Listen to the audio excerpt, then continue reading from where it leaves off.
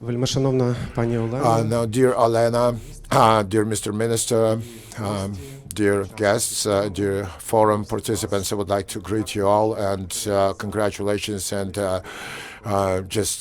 we appreciate that very touchy presentation by Katerina. I think she has made a pathway for the rest of the day for this discussion, and we're going to get back to her arguments, I think, in our further panel discussions, and we would like to these arguments to be reflected in this conversation of ours, because we're going to talk about how exactly cultural diplomacy may be helpful to state, society, every individual when it comes to times of turbulence, when the projection horizon is down to several days only. When this gap between the longevity of cultural diplomacy and the possibility of our planning, of our domain for tomorrow. It's never been so great. So we're going to talk about from the point of view of state policies, from the point of view of people that contribute to and formulate this matrix of cultural diplomacy on state and governmental level, not only in Ukraine, but also in the other countries as well. The previous forums were dedicated to the challenges that we were going through and those times. So the agenda is was reflecting the challenges one or another way, those challenges and those jobs to do that we thought would be productive to talk about through the prism of cultural diplomacy. So my first question I would like to ask to Ms. Olena Zelenska, and this will be the point of view like this framework, right? It's your several years of work in the area of cultural diplomacy, because initially you announced it as one of your top priorities, and from your expertise, from the experience of the projects that you created and launched and maintained. So what are the challenges to which we've got to find the response via cultural diplomacy? What has changed throughout 2024? Maybe you have noticed something when it came to your visits, your talks to foreign partners. So in other words, how will this year reflect on the practices of cultural diplomacy, state and non-state ones?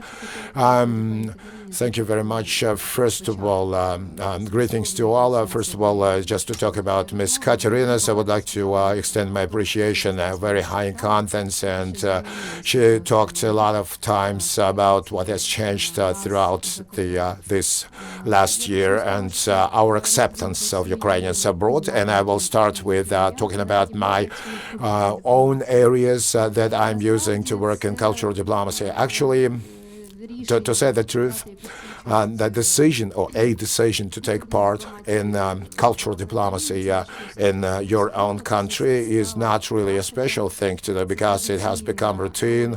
It's traditional as to play the role of the president's wife when you do so. And I didn't have to consider a long time before I hit that road, and it is really a pleasure, and I enjoy every project I'm engaged in.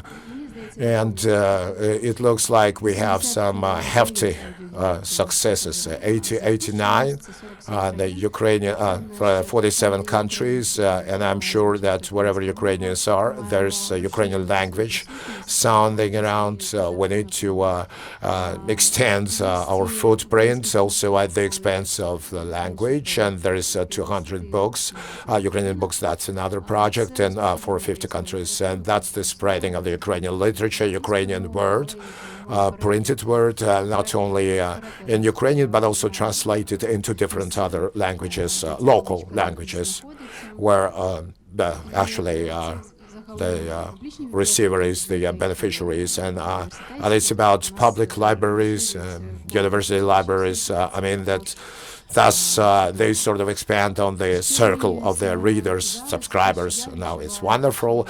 And what is changing now, and how it comes to me, especially during my visits and contacts, that yes, we were losing something which we got with the beginning of the war, because interest should be maintained powerfully, and a lot of people in the world have only discovered Ukraine through this war, unfortunately, and it was really high interest in the beginning. Now it's getting more like in the way of routine, so we need to talk that all the projects need to be expanded on and continued, and one needs to be brave and bold when it comes to your own creations, your own projects. And today, before the forum, getting ready to it, I just recalled what the brave things that we're not doing could be, because and we're expected to do that.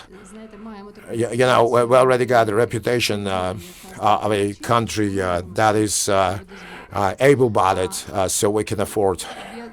And I will start from far away. Like cultural diplomacy is one constituent of diplomacy in general, as is, which includes social, culinary, and sports diplomacy, and scientific and educational, and all of that has to work under one aegis, under one umbrella. What Katerina said is state strategy, and a country's brand in general terms that we have to work for is being created in a limited manner in most cases. I know that organically France created that. There was no national state policy like an institution that the French like sit down and write down, this is our national brand, we're going to develop it.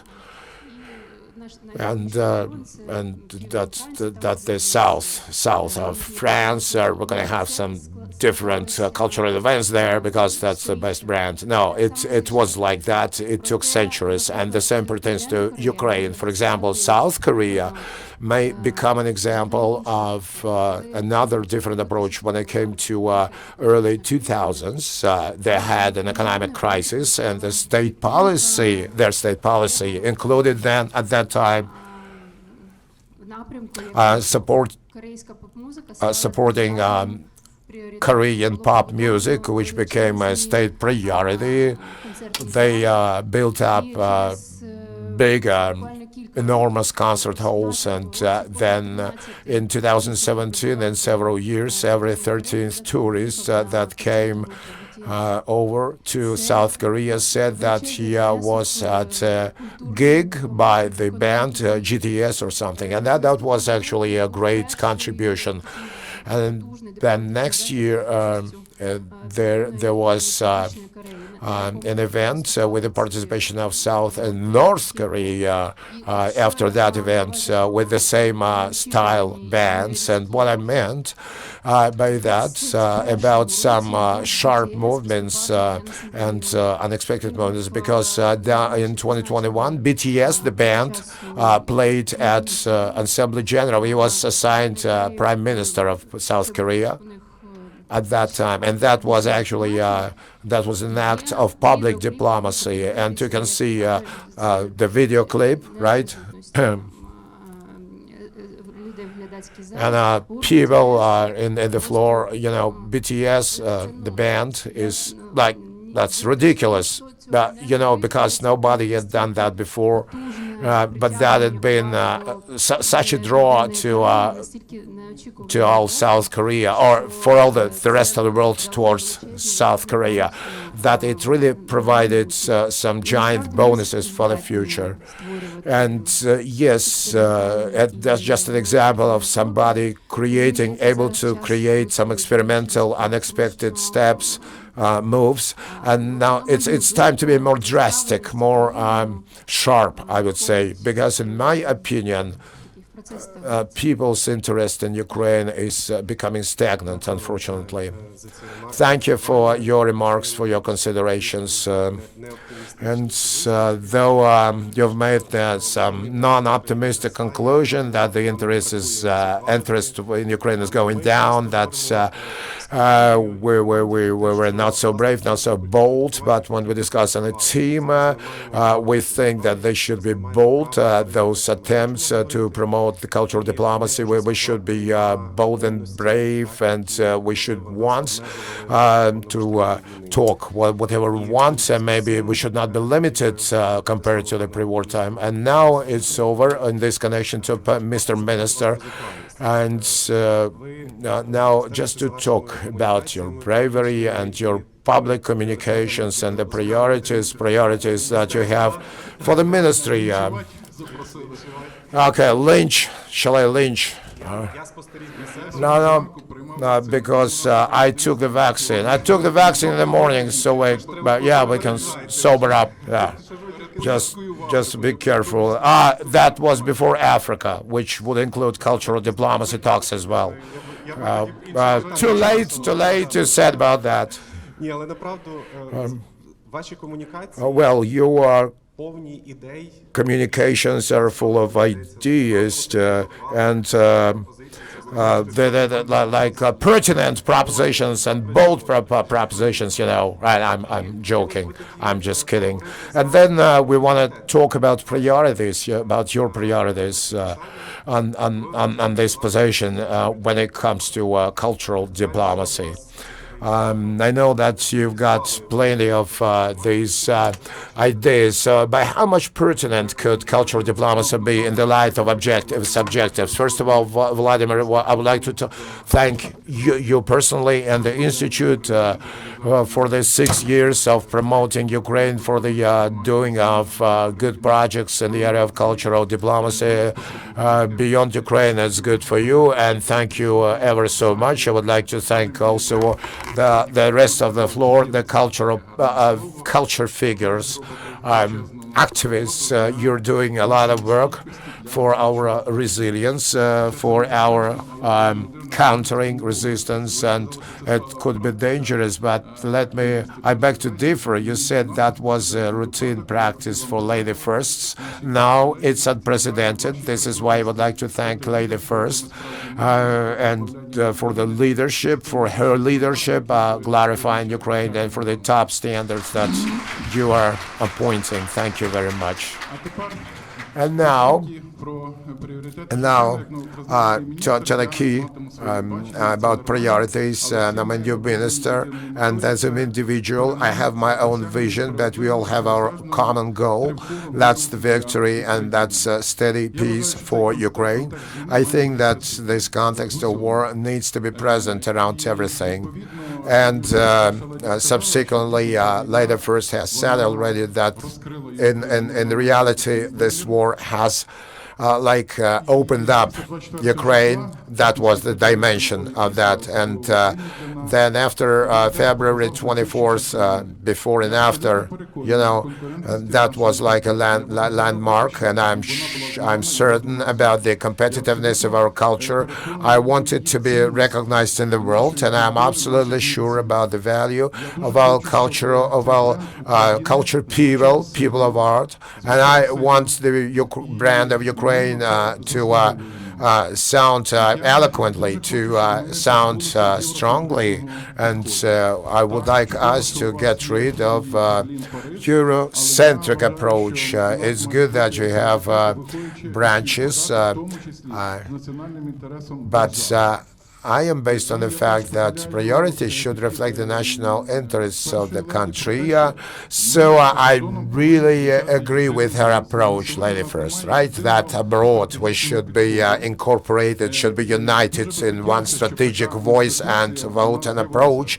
And we would like to have such an institution. And perhaps we're going to make it, we're going to manage it. And now I would like to mention this specifically among the floor, that just like witnesses. The Ukrainian Institute might be a candidate for such an institution with its budget and HR. If the elements are compliant, we would like to be like the integral that incorporates our holistic sound abroad, but we haven't seen that so far. We would like our people of art to see allies in the diplomatic services, and I'm for this, and I'm against one-off events. I would like to provide some holistic, serious approach in the ideas, and I'm going to talk about the approaches, because when it comes to country A, that's movie, which is its strength, country B, that's modern art. So I would like to say we could be competitive, conclusion is, throughout all the areas and industries and branches. So we want to show a modern Ukraine that vanquishes the Russian aggression, because culture is about emotion, about winning hearts, and it is also for you to believe in your own strength, in your own force, and the Ministry of Foreign Affairs will do everything for that. I would like you to fight for the decolonization of Ukrainian culture abroad. We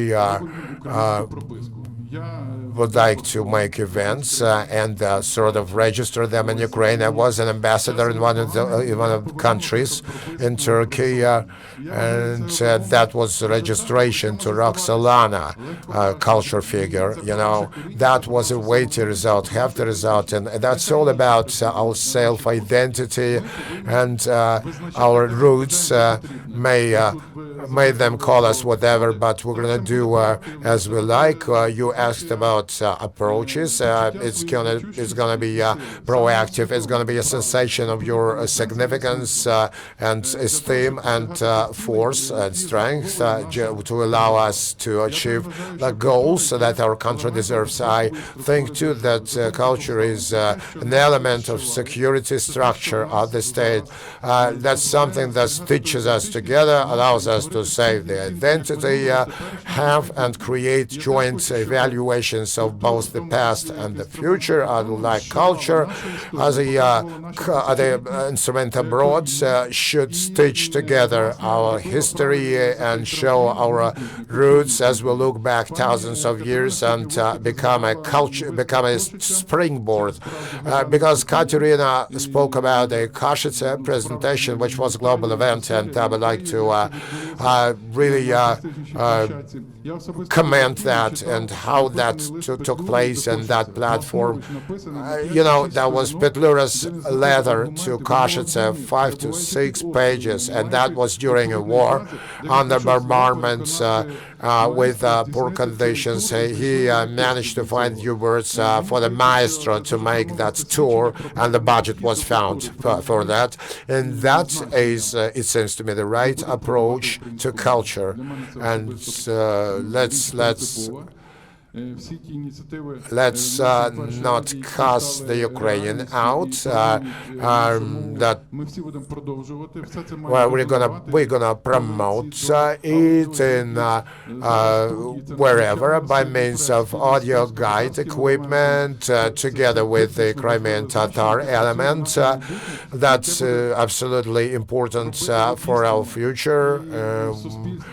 We want to make ourselves lobbyists and advocates for our cultures. So the language, I would like the Institute to issue Ukrainian language certificates. It's not normal that we've had like 30 years of independence, and we should be entitled to issue those certificates to somebody who is from other countries and will have to learn Ukrainian. And this might be the entry point. The Ukrainian Institute should make money. Sorry for being that frank, but we cannot afford being donors. The Institute has to be able to make money, just like other institutions do. They are profitable organizations, so it should be possible to make money using a language. We would like also to get some feedback. We will be promoting our performers. I keep in touch with them, with those who represent galleries, Ukrainian artists who speak with the voice that is listened to. Today, you, Katerina, mentioned the writers, the authors, and I want foreign artists as well to come to some events or fora conducted in Ukraine.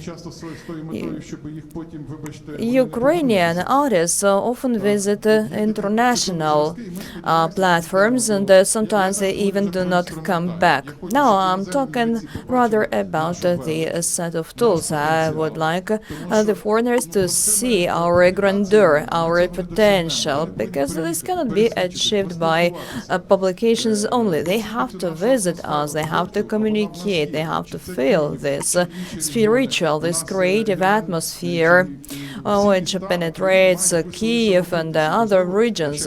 All cities of Ukraine are characterized by their own uniqueness. And once again, let me reiterate, we should not focus solely on the capital city.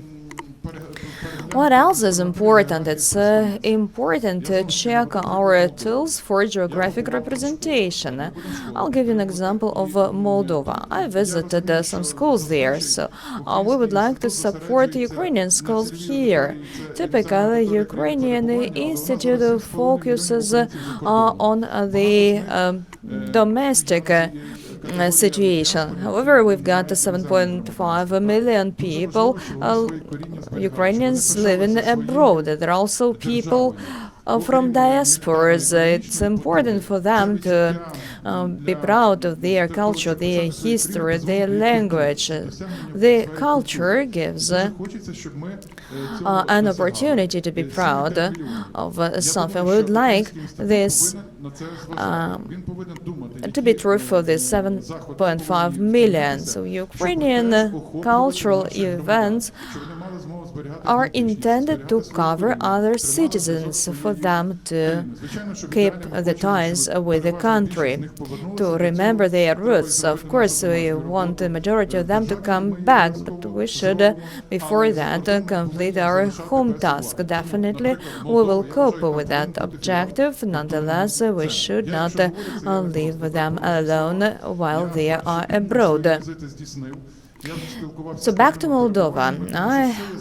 It's one of the hosting country, and I know that it is very difficult to have branches of Ukrainian schools and institutions there. It's expensive. You need premises. You need people and so on. But this year we've got 35 or even 39% of funding we have asked for initially. So this is on the verge of survival for us. That's why we are going to ask to approach our donors. We are grateful to our international partners for this comprehensive support. All my first visits, following the instructions of the president, were paid to the neighboring countries. We are champions of the good neighborhood policy. We have no problems with our problems, and so in one of the countries we achieved an agreement.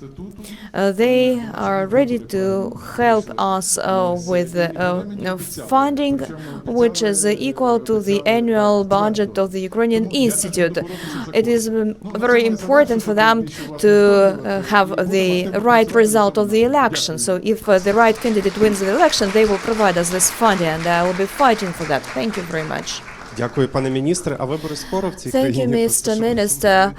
And could you please advise us when the elections are going to be held in this country? Okay, it's clear. Thank you for this outline. Let me make an hypothetical assumption. Maybe you agree or disagree.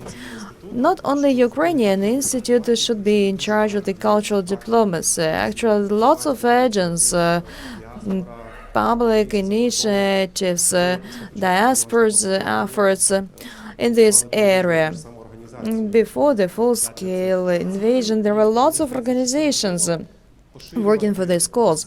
It's highly important to disseminate these meta-objectives across the entire area of the cultural diplomacy. We should not focus solely on the public sector. All the agents should be speaking with one voice. The military personnel knows very well what is coordination. So we at the ministry have a perfect vision of coordination goals. There are multiple organizations like you or Ukrainian Book Institute that deals with translating Ukrainian literature into other languages. They also involve Ukrainian authors. The foreigners should know us well instead of looking at us through some unknown lens. All books about Ukraine are written in foreign languages, so this presents us in an untypical light. I would like the primary sources to be found in the libraries. However, unfortunately, the majority of primary sources have not been even translated into Ukrainian.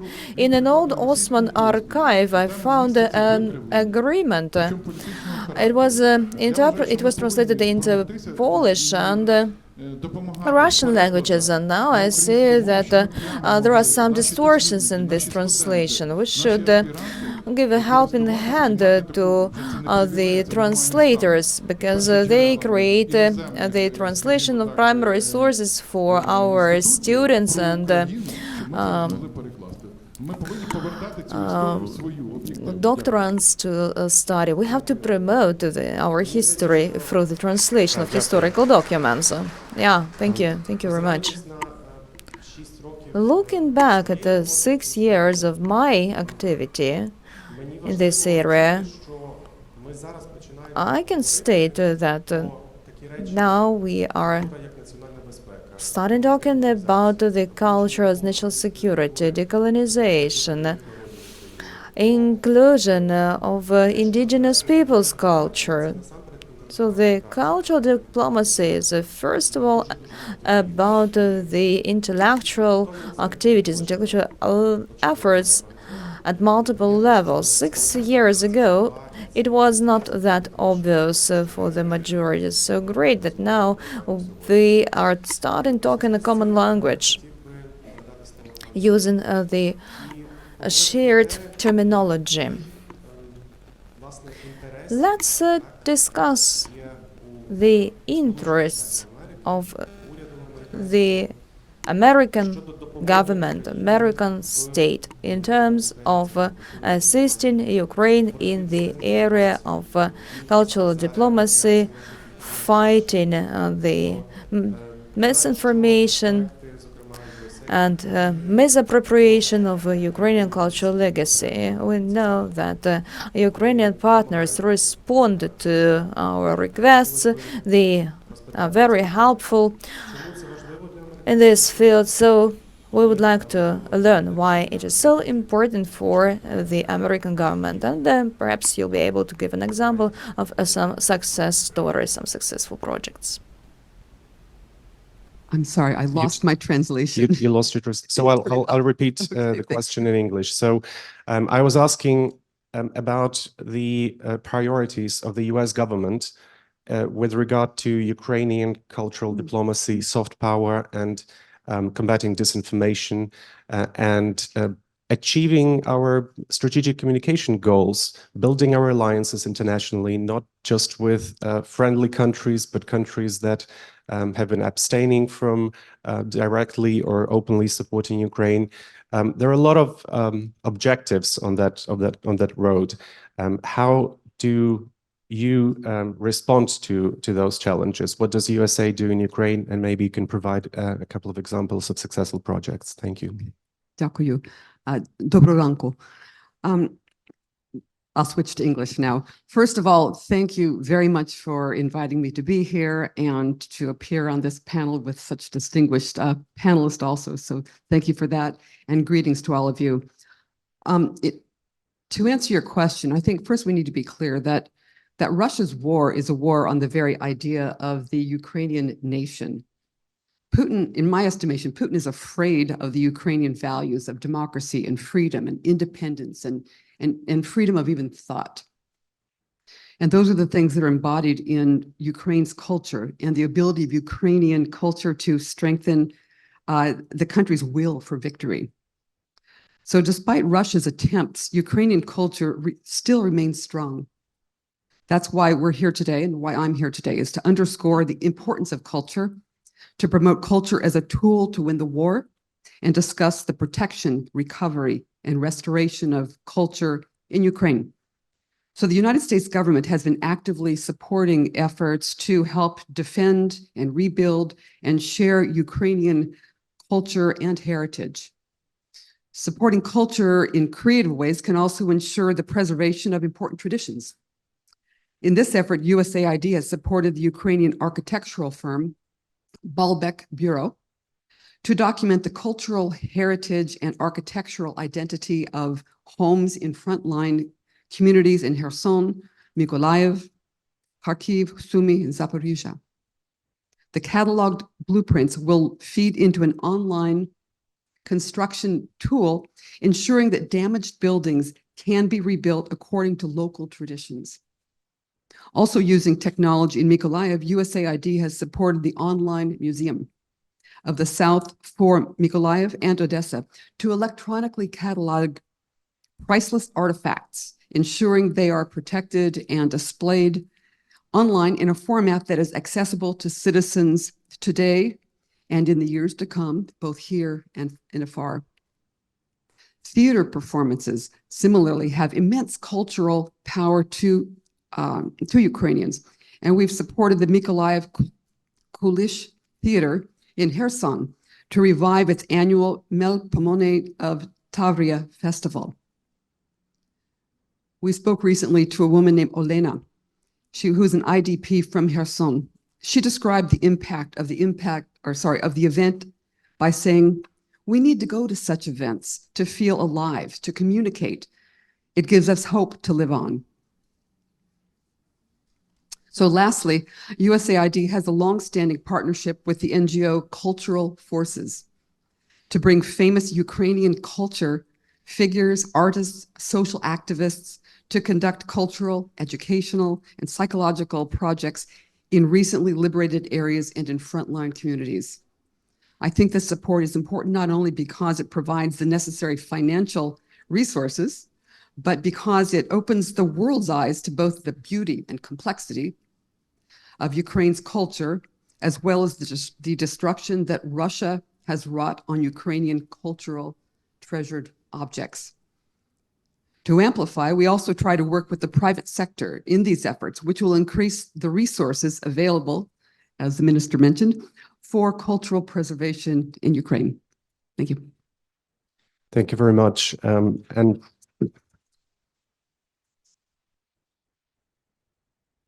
And thank you, by the way, for supporting our project that had to do with documenting the destroyed and damaged cultural heritage of Ukraine and helping promote it and advocate for the international effort to reconstruct and rebuild it. Thank you for that. Переходячи до пана Вадима, я хотів би... And now another question for Mr. Vadym. It will be a bridge towards the next topic. Perhaps the global attention to us is fading gradually, but as a media journalist, you might comment whether it's true or not. So, what does the international media field look like? What is the Ukraine's position, and what efforts should be invested in the cultural diplomacy? Thank you. It's very difficult to take the floor as last one during such panels, because people smarter than you have already said everything, and afterwards you have just nod your head, showing your agreement. But I will use another opportunity. I will say the final word. Yes, definitely the level of interest is ebbing, it is natural, it is not possible that the interest is always at the same level. It's one of the challenges of the modern world. European policy, European countries start paying more attention to their own identity, and they are less involved in other countries' situation and culture. This is a phenomenon of cultural diplomacy. The cultural diplomacy should be now very stretchy and flexible. It should knock at all doors, but not everyone is ready to open these doors. However, in order to survive, you know that we have to look for allies. Small countries are not supposed to survive. That's why they should survive in alliance. That's what we have to strive for. As mentioned by Mr. Minister, we've got a range of problems we should focus on.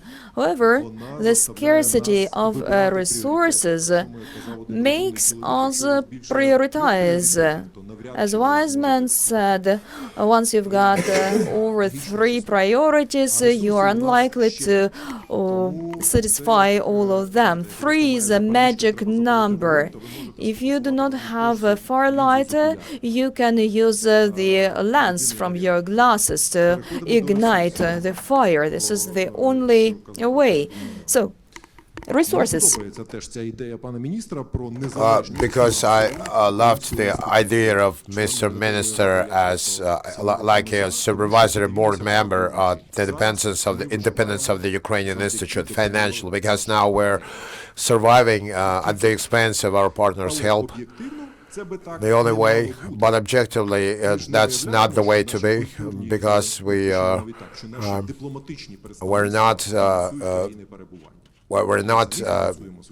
funding our diplomatic branches, representations ourselves, not the countries of states. And when we need to be supported, we need to aspire for financial independence of our cultural diplomacy, independent from our partners. Just one example, to be as polite and diplomatic as possible. That's the history that we can see. If you want to get back to your sources, back to the origins, take Mr. Malevich, the Ukrainian artist, considered to be. But if in country X there's an event that is held at the expense of country X, and their representatives come to you and say at the conference, like there is an idea, let's not call Malevich Ukrainian because there is Russian avant-garde style, because we're paying, we're calling the shots. So what could your conditions be to you, to us? That's the dependency of cultural diplomacy, which we can't afford right now. And I'm very thankful to all the countries, to all the organizations that are helping our cultural diplomacy. But along with that, as far as I can see, like, there's one objective we have in this modern world, is to clearly set priorities, very clearly, because we got little resource and we got lots of things to do, lots of jobs. And also we can look into the future if we work a next year budget out. That doesn't look too optimistic, because Ukrainian Institute, as I just looked, is cutting by 18%, cutting down. That's for example, if we take Ministry of Culture, then events to protect national and European information space, the budget goes 407% up 407, because that there it is cut down and here it is way up. There's a comparison, integration versus our protection of our information space, and I liked very much as Miss Olena cited the BTS band, and I want to sum up my short speech with a phrase that I prefer very often, that mass culture is better than mass lack of culture.